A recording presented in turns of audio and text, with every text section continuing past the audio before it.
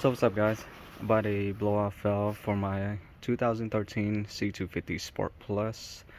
I'm gonna be installing this and showing you guys how to install it. So it comes with the blowout valve along with the valve and springs, and including 3 pins. So this is my car.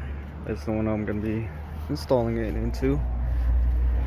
So basically it's just right down, I can't really see it. It's this piece right here. Let's see if we can zoom in. There you go. Okay, so we're gonna need a flathead and some bits, Allen keys to actually remove those screws right there. So you wanna pry this out a little bit up.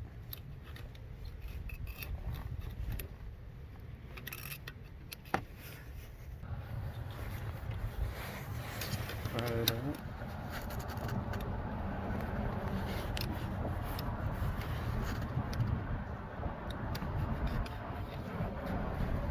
It's a little difficult when you try to pry it up. So you want to pull on it and pry up one side and pry up the other side as well.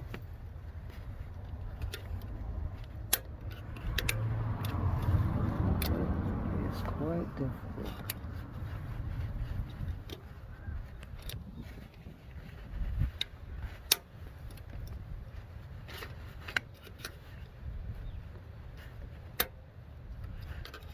It's one side somehow clicks back in.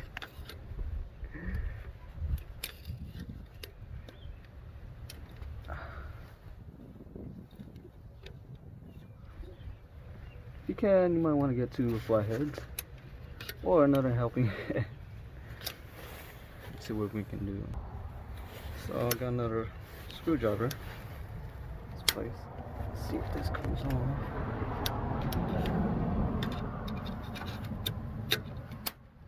There you go. This pops right off, and that's it. So you might need to just in case.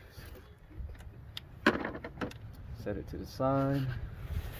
And what you want to do is see if you can actually pry that little tab down there first, right below the plug. So it is going to be difficult to get to.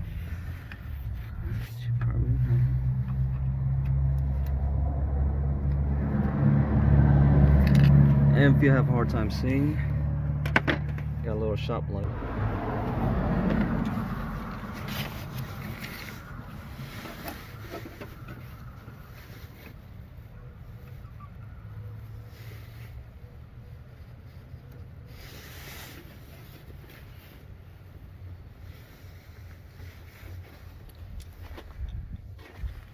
See, it proves a little bit more difficult. It should be. Well, I want to pop on that gray clip, push down, and slide it out. And that's it. It should come off when you pull on it.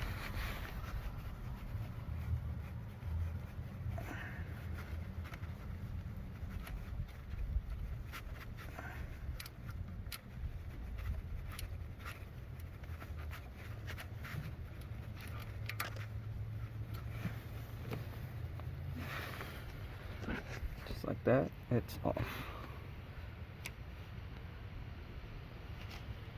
Now you want to get the bits out.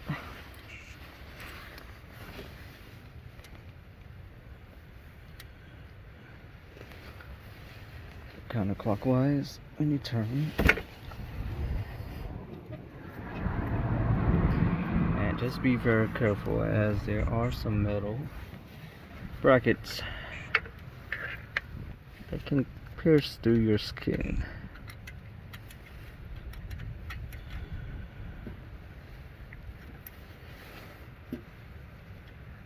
So you want to do one by one, just in case, so you don't drop any of the screws. Safer that way than be sorry. Unless you got a long magnet that can reach and grab the screws. But there are some times where you might drop in a very tight spot where you can't even get them out. So you got one. Second one should be right down below. That one is going to be a little bit difficult.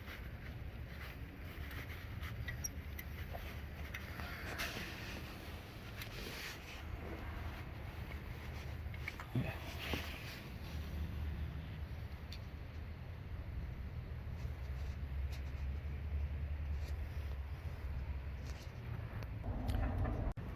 So I managed to actually get one of my screwdrivers with the extra bit. Let's see if you can see on the camera. Right there. Has a little magnetic casing to it that can grab the little bits.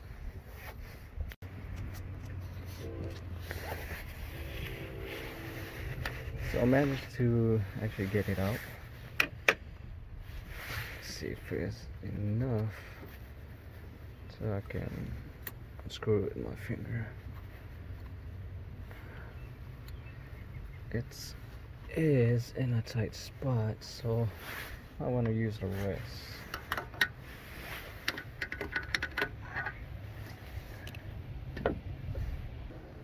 Okay, so I managed to get the piece out. There's a little rubber gasket. Keep that in there. What you gotta do is take out the valve, but be very careful not to break it. So you remove it. Actually, you wanna just kind of pop it out a little bit. Use two hands. So I managed to take it out with the plunger. That's how it looks like. Be very careful. Just make sure you pull on just the plastic valve itself, and do not pull on the sleeve. Otherwise, you might tear it. Just follow the instructions that it comes with. Simple and easy. So what we can do is also lubricate that little metal mechanism where the valve springs back and forward, and then we can do the installation by putting the plunger and the spring together. So we managed to remove the plunger. Be careful not to pull on the plunger along with the plastic sleeve, otherwise you might tear it. So when you take this off, put pressure on this, but also push down on the sleeve so it doesn't tear. So before the installation, I want to get some motor oil and lubricate that section,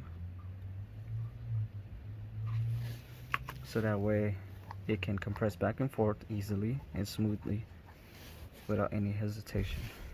So we managed to remove the plunger by holding on to a little plastic section and pushing down on the yellow sleeve so it doesn't tear. Otherwise you will tear the sleeve. So just follow the little step-by-step instructions. Simple and easy. And before we do an installation, might want to put some motor oil in here on a little metal valve to keep it from rubbing a little too roughly.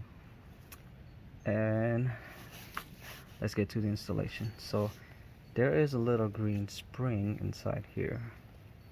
Remove that, replace it with a new one. Notice how much smaller the new one is compared to the old one. Goes in right, just like that.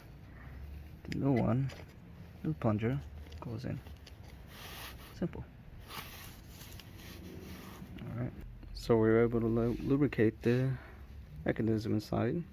So give it a few pushes.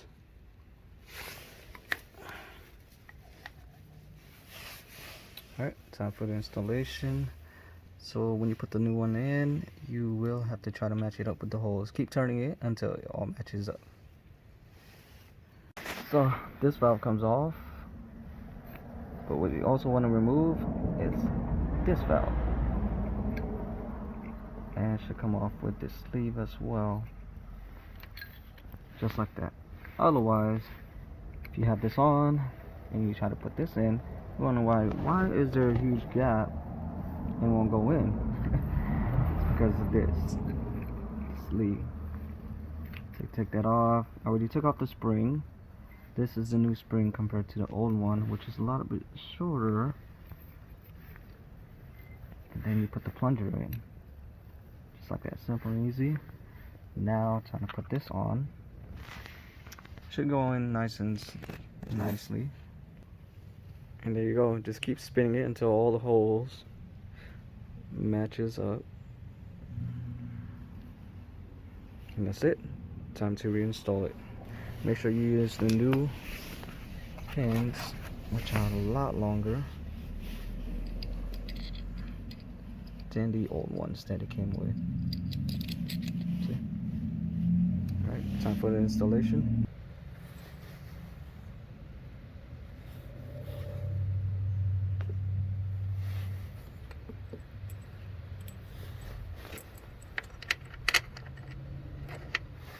So you want to start with one bolt at a time. Put it back just the same way as you hold it out. And this becomes a little bit difficult, as it would be really good if you have small hands. Okay. So you can see I got the first bolt in. Now time for the rest. Okay, so it's done. Time to plug it back up.